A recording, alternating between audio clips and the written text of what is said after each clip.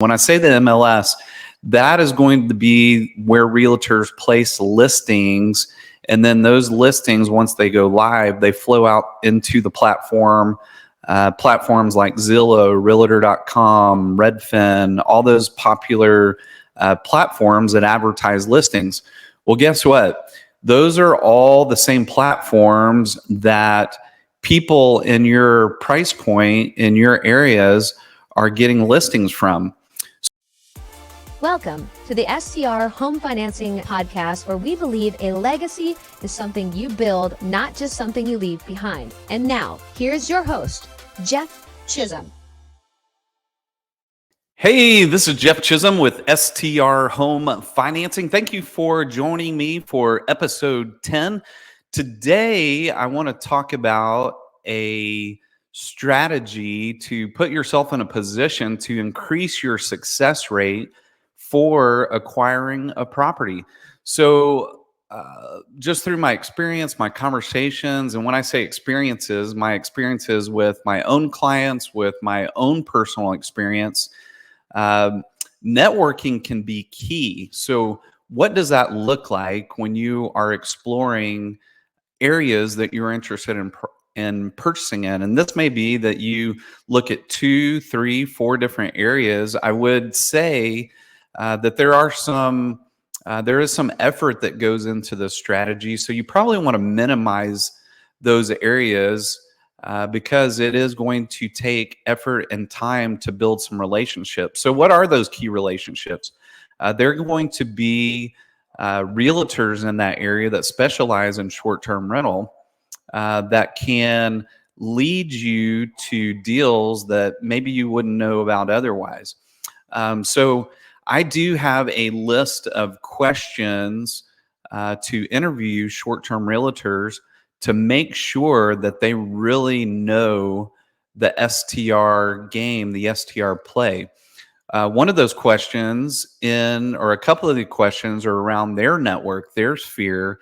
Who are they talking to? So the question is, tell me what it looks like to be involved in your network, in your community. So what you want to hear there is that they are meeting with other local realtors. They're having conversations about maybe listing appointments or opportunities that are coming up that haven't yet hit the MLS. And when I say the MLS, that is going to be where realtors place listings.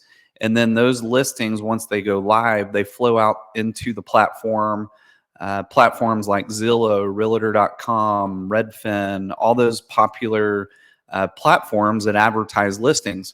Well, guess what? Those are all the same platforms that people in your price point in your areas are getting listings from. So, as you're looking for that $400,000 to $500,000 cabin to pop up, you're just waiting for them to pop up on Realtor. Guess what? So are a lot of other people that are interested in that same price point and area. So that's why it's key to develop these relationships with these realtors so you can identify these opportunities before they come out on the market. Now, we're seeing listings that are sitting on the market a little bit longer than we have in the past, and it makes it a little bit more of a viable option to go that route, wait for them to pop up on MLS.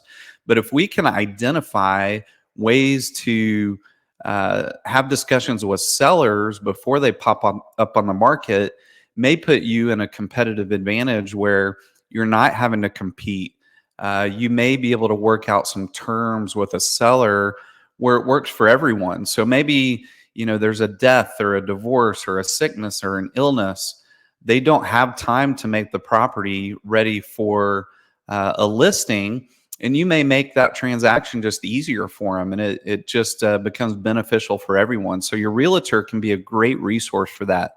An even better resource may be networking with property managers in the area. So I've personally done this where I've called 1 or 2 property managers in an area that I'm interested in and just introduce myself, let them know that I'm looking to buy a property in the area.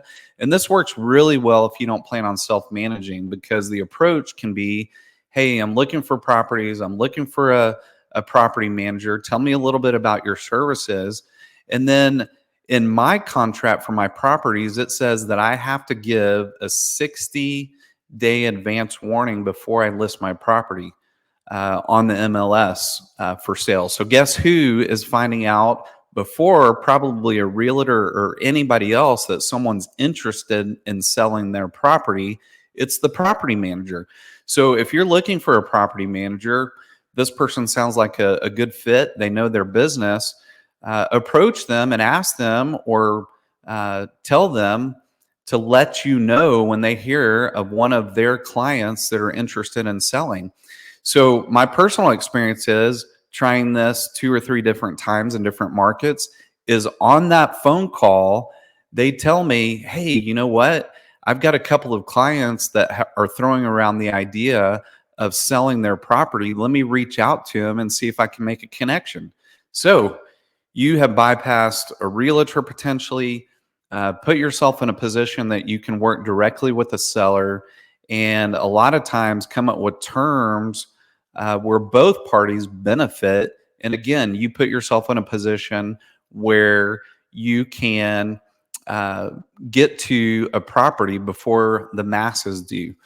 Hope this helps. Hope this gives you some ideas on reaching out and finding opportunities that maybe you wouldn't have otherwise. If you're interested in that list of questions to ask a realtor to make sure that you're vetting them out and getting to someone that really knows the business, go to my website, strhomefinancing.com.